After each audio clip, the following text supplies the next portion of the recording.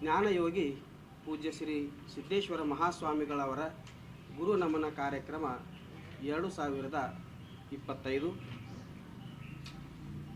ಕಾರ್ಯಕ್ರಮ ದಿನಾಂಕ 25/12/2024 ಪ್ರಾರಂಭಗೊಂಡು 2/1/2025 ನೆರವೇರ್ತದೆ. 25/12/2024 ರೈತರಿಗಾಗಿ ಆಧುನಿಕ ಕೃಷಿ ಅನ್ನುವಂಥ ವಿಷಯವನ್ನು ಇಟ್ಕೊಂಡು ರೈತರಿಗೆಲ್ಲರಿಗೂ ಅದರ ಬಗ್ಗೆ ಅರಿವು ಮೂಡಿಸುವುದಕ್ಕಾಗಿ ಸಾವಯವ ಕೃಷಿ ಮಿಷನ್ನಿನ ನಿಗಮದ ಅಧ್ಯಕ್ಷರಾದ ಶ್ರೀ ಎ.ಎಸ್. ಆನಂದ್ ಅವರು ಹಾಗೂ ಧಾರವಾಡ ಕೃಷಿ ವಿಶ್ವವಿದ್ಯಾಲಯದ ಕುಲಪತಿಗಳಾದ ಡಾಕ್ಟರ್ ಪಿ.ಎಲ್. ಪಾಟೀಲ್ ಅವರು ಆಗಮಿಸಲಿದ್ದಾರೆ. ಆನಂತರ 26/12/2024 ವಿದ್ಯಾರ್ಥಿಗಳಿಗಾಗಿ ಜ್ಞಾನಾರಾಧನೆ ಅನ್ನುವಂಥ ವಿಷಯವನ್ನು ಚರ್ಚಿಸಲಾಗ್ತದೆ. ಆ ದಿನ ವಿದ್ಯಾರ್ಥಿಗಳು ಸಾಕಷ್ಟು ಜನ ಸೇರ್ತಾರೆ. ಆ ದಿನ ಶ್ರೀ ಮಹೇಶ್ ಬಾಸ್ಯಾಳ್ ಅಂತೇಳಿ ಅನುಭವಿ ಉಪನ್ಯಾಸಕರು ಬಂದು ಜ್ಞಾನಾರಾಧನೆಯ ಬಗ್ಗೆ ಮಾತನಾಡ್ತಾರೆ. ಇನ್ನು 27/12/2024 ಹಳ್ಳಿಗಳ ಸಂಸ್ಕೃತಿ, ಹಳ್ಳಿಗಳಲ್ಲಿ ಜನರ ಮಾನಸಿಕ ಭಾವನೆಗಳು, ಸಾಂಸ್ಕೃತಿಕ ಭಾವನೆಗಳನ್ನು ಅದರ ಬಗ್ಗೆ ವಿವರವಾಗಿ ಹೇಳುವುದಕ್ಕಾಗಿ ಜಾನಪದ ಕೃಷಿಕರಾದ ಶ್ರೀ ಸಿದ್ದಪ್ಪ ಬಿದ್ರಿಯವರು ಆ ಕಾರ್ಯಕ್ರಮದಲ್ಲಿ ಉಪನ್ಯಾಸಕರಾಗಿ ಆಗಮಿಸ್ತಾರೆ.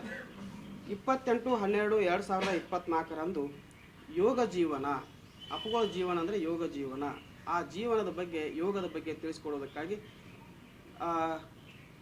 ಎಸ್ ವ್ಯಾಸ ಸಂಸ್ಥೆಯ ಕುಲಪತಿಗಳಾದ ಶ್ರೀ H.R. ನಾಗೇಂದ್ರ ಜಿ ಅವರು ಉದ್ಘಾಟಕರಾಗಿ ಆಗಮಿಸ್ತಾರೆ. ಆ ದಿವಸ ಉಪನ್ಯಾಸಕರಾಗಿ ನಮ್ಮವರೇ ಆದ ಡಾಕ್ಟರ್ ಪ್ರಶಾಂತ್ ಕಟ್ಕೋಳ್ ಅವರು ಉಪನ್ಯಾಸಕರಾಗಿ ಆಗಮಿಸ್ತಾರೆ. ಇನ್ನು 29/12/2024 ಮಾತೃಭಕ್ತಿ, ತಾಯಂದಿರಿಗಾಗಿ ಮತ್ತು ಮಕ್ಕಳು ತಾಯಿ ತಂದೆಯ ಸೇವೆಯನ್ನು ಯಾವ ರೀತಿ ಮಾಡಬೇಕು ಅನ್ನೋದ್ರ ಬಗ್ಗೆ ತಿಳಿಸುವುದಕ್ಕಾಗಿ ಡಾಕ್ಟರ್ ವಿಜಯಲಕ್ಷ್ಮಿ ಬಾಳೆಕುಂದ್ರಿಯವರು ಆಗಮಿಸ್ತಾರೆ. ಇನ್ನು 30/12/2024 ಜಾಗತಿಕ ತತ್ವಚಿಂತನೆಗಳು ಅನ್ನುವಂಥ ವಿಷಯವನ್ನು ಅದರ ಬಗ್ಗೆ ತಿಳಿವು ಮೂಡಿಸಲಿಕ್ಕೆ ಉಚ್ಚ ನ್ಯಾಯಾಲಯದ ನ್ಯಾಯಾಧೀಶರಾದ ಶ್ರೀ ಕೃಷ್ಣ ದೀಕ್ಷಿತ್ ಅವರು ಆಗಮಿಸಲಿದ್ದಾರೆ. ಜೊತೆಗೆ ಆ ವಿಷಯದ ಬಗ್ಗೆ ಮಾತನಾಡಲಿಕ್ಕೆ ಪೂಜ್ಯರಾದ ಗದುಗಿನ ಸದಾಶಿವಾನಂದ ಸ್ವಾಮೀಜಿಯವರು ಆಗಮಿಸಲಿದ್ದಾರೆ.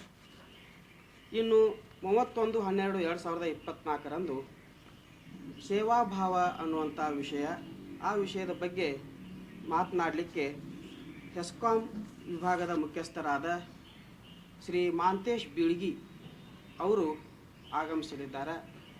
ಇನ್ನು 1/12/2025 ದೀಪ ನಮನ, ಆ ದಿವಸ ಗುರುಗಳ ಬದುಕಿನ ಬಗ್ಗೆ ಮಾತನಾಡಲಿಕ್ಕೆ 87ನೇ ಕನ್ನಡ ಸಾಹಿತ್ಯ ಸಮ್ಮೇಳನದ ಸರ್ವಾಧ್ಯಕ್ಷರಾಗಿದ್ದ ಶ್ರೀ ಗೋರೂರು ಚನ್ನಬಸಪ್ಪನವರು ಆಗಮಿಸಲಿದ್ದಾರೆ.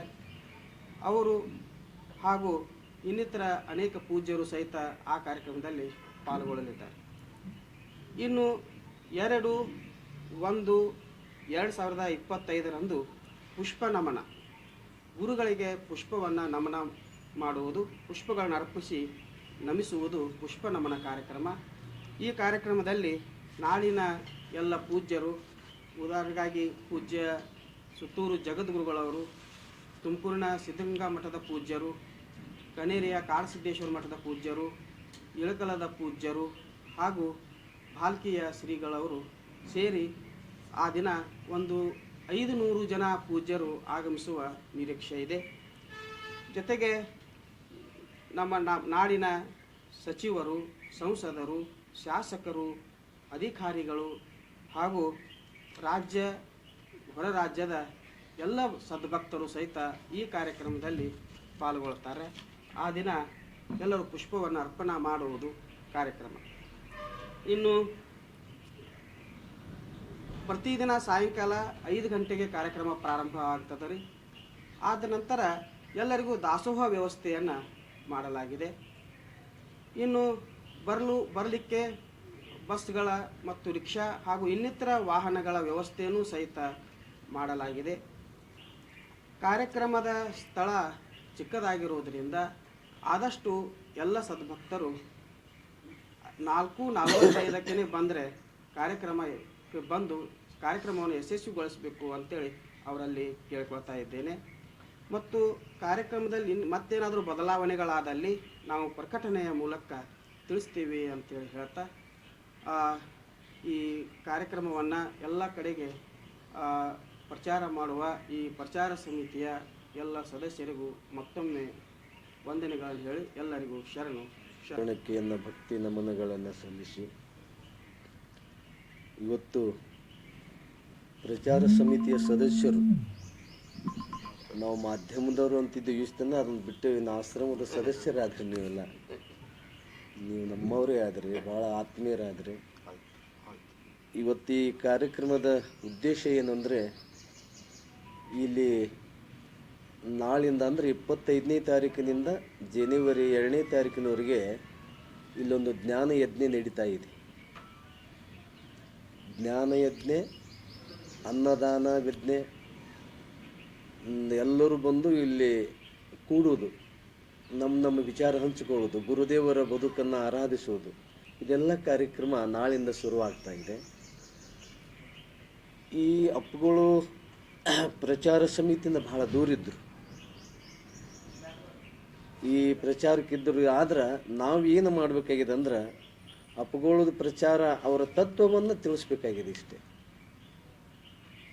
ಅವರ ವಿಚಾರಗಳನ್ನು ಜನತೆಗೆ ಮುಟ್ಟಿಸಬೇಕಾಗಿದೆ.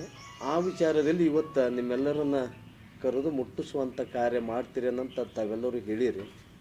ಈಗ ವೇದಿಕೆ ಮೇಲೆ ಆಸೀನರಾದ ಎಲ್ಲರಿಗೂ ಕೂಡ ಶರಣಾರ್ಥಿಗಳನ್ನು ಹೇಳಿ, ನಾಳೆಗೆ ಒಬ್ಬೊಬ್ಬರು ವಿಶೇಷ ವ್ಯಕ್ತಿಗಳು ಬರ್ತಾರೆ, ಅದರ ಜೊತೆಗೆ ವಿಶೇಷವಾದ ಸ್ವಾಮೀಜಿಯವರು ಭಾಗವಹಿಸ್ತಾರೆ.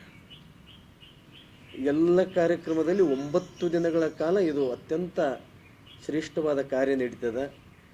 ಇಲ್ಲಿ ಯಾರು ಸ್ವಾಗತ ಮಾಡ್ತಾರಂದ್ರೆ ಇಲ್ಲಿ ಆಶ್ರಮದವರು ಅಲ್ಲಿ ಗೇಟಿಗೆ ಯಾರು ಇರ್ತಾರೆ ಅವರೇ ಸ್ವಾಗತ. ಅವರು ಬಂದವರು ಅತಿಥಿತೆ, ಅವ್ರು ಬಂದವ್ರು ಸ್ವಾಗತ. ಮತ್ತು ಇಲ್ಲಿ ಬರುವವರು ಯಾಕೆ ಇದು ಯಾಕೆ ಹೀಗೆ ನಡೀತದಂದ್ರೆ ಅಪ್ಪುಗಳು ಹಾಕಿ ಕೊಟ್ಟಂಥದ್ದು ಅವ್ರ ಬದುಕಿನ ಆ ರೀತಿ ಇತ್ತು. ಅವರು ಎಲ್ಲರನ್ನು ಪ್ರೀತಿಸಿದರು. ಇವತ್ತು ಯಾರನ್ನು ಪ್ರೀತಿಸಿಲ್ಲಪ್ಪ ಸಿದ್ದೇಶ್ವರ ಸ್ವಾಮಿಗಳ ಕನ್ನಕ್ಕೆ ಯಾವುದು ಆ ಮಾತೇ ಅವ್ರ ಬಾಯಿಗೆ ಬರಲಿಲ್ಲ. ಎಲ್ಲರನ್ನು ಪ್ರೀತಿಸಿದರು, ಗೌರವಿಸಿದರು, ನೀವು ನಮ್ಮವರಂದರು. ಹೀಗಾಗಿ ಯಾವ ಪ್ರಚಾರವಿಲ್ಲದೆ 65 ವರ್ಷಗಳ ಕಾಲ ತಾವು ಎಲ್ಲೆಲ್ಲಿ ಹೋದರೂ ಅದನ್ನು ದೇವರ ಪೂಜೆ ಅಂತ ತಿಳ್ಕೊಂಡು ಏನು ಪ್ರವಚನಗಳನ್ನು ಮಾಡಿ ಬಂದ್ರಲ್ಲ, ಆ ಶಕ್ತಿನೇ ಇವತ್ತು ಇಲ್ಲಿ ನಡೀತಾ ಇದೆ.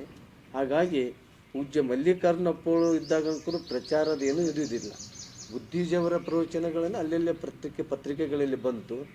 ದೊಡ್ಡಪ್ಪಗಳದು ರೆಕಾರ್ಡು ಕೂಡ ಮಾಡಿಲ್ಲ. 6 ತಿಂಗಳಲ್ಲಿ ವಿಜಯಪುರ ಅನುಭವ ಮಂಟಪದಲ್ಲಿರುವಂಥ ಪರಮಾನುಭವದೆ ಅಪ್ಪುಗಳು ಸಿದ್ದೇಶ್ವರ ಅಪ್ಪಾಜಿಯವರ ಗುರುಗಳ ಧ್ವನಿಗೆ ಅವರ ವಚನ ಜ್ಞಾನ ಉಳಿಲತ್ ಮಾಡಿದ್ದಾರೆ. ಬುದ್ಧಿಜೀವರು ಎಲ್ಲವೂ ಆಗ್ಯಾವ. ಆದರೆ ಪ್ರಚಾರಕಂಕರು ಅವರು ಬಹಳ ದೂರಿದ್ದರು. ಅವರಿದ್ದರು ಅಂತ ತಿಳ್ಕೊಂಡು ನಾವು ಬಿಡ್ಲಿಕ್ಕಾಗೋದಿಲ್ಲ. ಅವರ ವಿಚಾರಧಾರೆಯನ್ನು ಎಲ್ಲರಿಗೂ ಮುಟ್ಟಿಸಬೇಕಾದಾಗ ನಾವೆಲ್ಲರೂ ಅದನ್ನು ಮಾಡಬೇಕಾಗಿದೆ. ಅದಕ್ಕೆ ಇವತ್ತೇನು ತಾವೆಲ್ಲರೂ ಪ್ರಚಾರ ಸಮಿತಿಯವರು ಇದಿರಲ್ಲ, ನಮ್ಮ ವಾಸುದೇವ ಹೆರ್ಕಲ್ಲರು ಆಗಿರ್ಬೋದು, ನಮ್ಮ ಸಂಗಮೇಶ ಚೂರಿ ಅವರು, ನೀವೆಲ್ಲರೂ ಯಾರು ಅಂತ ಕೇಳಿದ್ರೆ ನೀವು ಹೇಳ್ಬೇಕು. ನೀವು ಯಾರು ಅಂದ್ರೆ ನಾವು ಪತ್ರಕರ್ತರಲ್ಲ, ರಿಪೋರ್ಟ್ರಲ್ಲ, ನಾವು ಅಪ್ಪುಗಳು ಸಿದ್ದೇಶ್ವರ ಅಪ್ಪುಗಳು ಶಿಷ್ಯರು. ನೀವು ಬರ್ರಿ ಕಾರ್ಯಕ್ರಮಕ್ಕಂತ ಹೇಳಿದ್ರೆ ಅಂದ್ರೆ ಇದಕ್ಕಿಂತ ದೊಡ್ಡದೇನೂ ಇಲ್ಲ. ತಾವು ಅದನ್ನು ಮಾಡಕತ್ತೀರಿ. ಅದನ್ನು ನಾಳಿಂದ ಪ್ರಾರಂಭ ಆಗ್ತದೆ. ಮೊನ್ನೆ ನಾವೆಲ್ಲರೂ ಕೂಡಿ ಮಾತಾಡಿದ್ದೀವಿ. ನಾಳಿಂದ ಪ್ರಾರಂಭ ಆಗೋದ್ರಿಂದ ಇದನ್ನು ದಿನಾಲೂ ಅದನ್ನು ಕೊಡೋದ್ರಿಂದ ಎಲ್ಲರಿಗೆ ಮುಟ್ತದೆ. ಆ ಕಾರ್ಯಕ್ರಮದಲ್ಲಿ ತಾವೆಲ್ಲರೂ ಬಂದು ಭಾಗಿಗಳಾಗಿ ಎಲ್ಲ ಪೂಜ್ಯರ ದರ್ಶನ ಮತ್ತು ಅವರ ವಿಚಾರಧಾರೆಗಳನ್ನು ತಗೊಂಡು ಅಪ್ಪುಗಳ ದರ್ಶನ ತಗೊಂಡು ಹೋದ್ರಂದ್ರೆ ಅದು ಒಂದು ದೊಡ್ಡ ಪುಣ್ಯದ ಕಾರ್ಯ. ಆ ಪುಣ್ಯದ ಕಾರ್ಯವನ್ನು ತಾವೆಲ್ಲರೂ ಮಾಡ್ತೀರಿ ಅನ್ನೋಂಥ ಮಾತನ್ನು ಹೇಳಿ, ಈಗ ಮಾತಾಡೋದಕ್ಕಿಂತ ಇನ್ನು ಮಾಡೋದು ಬಹಳ ಇದೆ. ನಾವೆಲ್ಲರೂ ಇದ್ರಾಗ ತೊಡಗಬೇಕು. ನಾಳೆ ಕೃಷಿ ಬಗ್ಗೆ ಇಟ್ಕೊಂಡಾರ ವಿಚಾರ ಮೊದಲೇ ಸಲ. ನಾಡಿನ ಈಗಾಗಲೇ ನಾವು ಸುಮಾರು ಒಂದಷ್ಟು ಹಳ್ಳಿಗಳನ್ನು 60-70 ಹಳ್ಳಿಗಳಿಗೆ ಹೋದಾಗ ಒಂದು ವಿಚಾರ ಎಷ್ಟು ಸ್ಪಷ್ಟ ಅದ ಇವತ್ತು ಅಪ್ಪುಗಳ ಬಗ್ಗೆ. ಒಂದು ಊರಲ್ಲಿ ಒಂದೊಂದು ಊರೊಳಗೆ ರೈತರನ್ನು ಪ್ರೀತಿಸುವಂಥವರು, ಅವರಿಗೆ ಸನ್ಮಾನ ಮಾಡುವಂಥದ್ದು.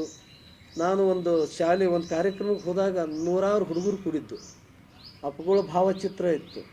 ಅವ್ರಿಗೆ ಕೇಳಿದೆ, ನಾವು ಹುಡುಗರಿಗೆ ಕೇಳಿದೆ, ಆ ಫೋಟೋದಾಗಿದ್ದವ್ರು ಯಾರು ಅಂತ ಕೇಳಿದ್ರೆ ಅವರು ಸಿದ್ದೇಶ್ವರ ಸ್ವಾಮೀಜಿಯವರು ಅಂತ ಹೇಳಿದರು ಅವರು ಹುಡುಗರು. ಅಂದರೆ ಸಣ್ಣ ಮಕ್ಕಳಲ್ಲಿಯೂ ಕೂಡ ಅವರ ಬದುಕು ಅವರು ಅಂದ್ರೆ ಎಲ್ಲ ಗೊತ್ತಾಗಿದೆ. ಅಂಥ ಸಣ್ಣ ಸಣ್ಣ ಮಕ್ಕಳ ಮನಸ್ಸಿನಲ್ಲಿ ಉಳಿದಾರಲ್ಲ, ಹಾಗಾಗಿ ಅವರ ಬದುಕು ಅತ್ಯಂತ ಶ್ರೇಷ್ಠವಾಗಿರುವಂಥದ್ದು. ನಾವು ನೀವೆಲ್ಲರೂ ಅವರ ಪ್ರವಚನ ಕೇಳೀವಿ, ದರ್ಶನ ತಗೊಂಡೇವಿ.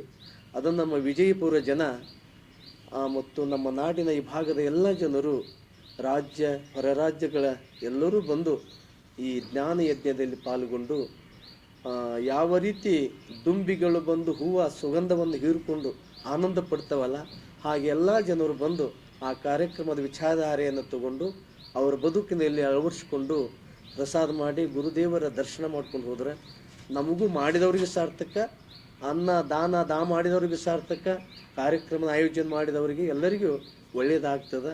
ಆ ಕೆಲಸ ನಾಳೆ ಪ್ರಾರಂಭವಾಗ್ತದೆ. ತಾವೆಲ್ಲರೂ ದಿನಾಲೂ ಸಾಧ್ಯ ಬಂದು ಇಲ್ಲಿ ಮಾಡದೇ ಇದ್ದರೂ ಕೂಡ ಅದನ್ನು ಬರೆದು ತಮಗೆ ಕೊಡ್ತಾರೆ, ತಾವು ಒಂದಿಷ್ಟು ಪ್ರಚಾರ ಮಾಡಿರಿ ಅನ್ನೋಂಥದ್ದನ್ನು ಹೇಳುತ್ತಾ, ತಾವು ಮಾಡಿದ್ರೆ ಹೇಳೋದಕ್ಕಿಂತ ನಾವು ಮಾಡ್ತೇವತ್ತ ನೀವು ಇಲ್ಲಿ ಬಂದಿರಿ, ಹೇಳುವಂಥ ಅವಶ್ಯಕತೆ ಇಲ್ಲ, ತಾವು ಮಾಡಬೇಕನ್ನೋಂಥದ್ದನ್ನು ಮತ್ತೊಮ್ಮೆ ನಿಮ್ಮೆಲ್ಲರಿಗೆ ಕೇಳಿಕೊಂಡು ನನ್ನ ಮಾತಿಗೆ ಬರೋಣ.